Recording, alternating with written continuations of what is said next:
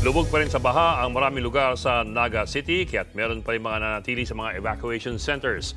Labis naman ang hinagpis sa mga magulang ng 8 buwang gulang na sanggol na nalunod sa baha. Nasa frontline balitang yan si Gio Robles. Iyak ng iyak ang nanay na ito habang halos hindi naman makausap ang kanyang mister sa burol ng 8 buwan nilang sanggol na namatay dahil sa bagyong Enteng sa barangay Calawag, Naga City. Kwento ng tatay ng bata sa News 5, nakatulog daw sila ng kanyang misis sa sobrang puyat sa kasagsagan ng malakas na ulan sa kanilang lugar. Pero bandang alas 4 ng madaling araw nitong Lunes, nagising na lang daw siya at nakitang palutang-lutang na sa baha ang kanilang bunsong anak. Sinubukan pa nilang itakbo sa ospital ang sanggol na babae pero binawian din ito ng buhay. Kung alam ko sana sir, hindi ko na yung gagawin. Naghanap na kaming ibang matutulugan. Makulungan sa buwan.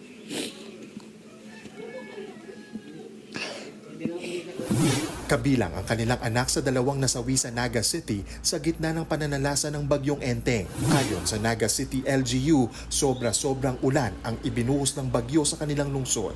Umabot yan sa 400 millimeters sa loob lamang ng 12 oras. Katumbas na yan ang 1 buwang buhos ng ulan. Kaya hanggang ngayon lubog pa rin sa baha ang maraming lugar sa Naga City. Ang ilan sa mga lumikas sa pinagtagpi-tagping plywood na kahanap ng matutulugan sa Jesse M. Robredo Coliseum. Hindi pa nalilinisan kasi may tubig pa ang konti. Sa ngayon, maraming dengue. Puso ngayon. Kasi mahirap na, walang magastos, wala pang pera, walang budget.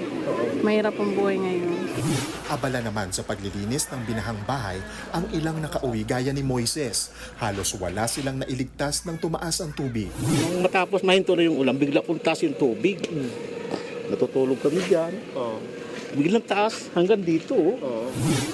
Bukod sa Bicol, naranasan din sa Quezon Province ang matinding pagbaha dahil sa bagyong Enteng. Sa huling tala ng National Disaster Risk Reduction and Management Council o NDRRMC, umabot sa 29 na pamilya ang apektado ng bagyong Enteng. Nagbabalita mula sa Frontline, Gio Robles, News 5.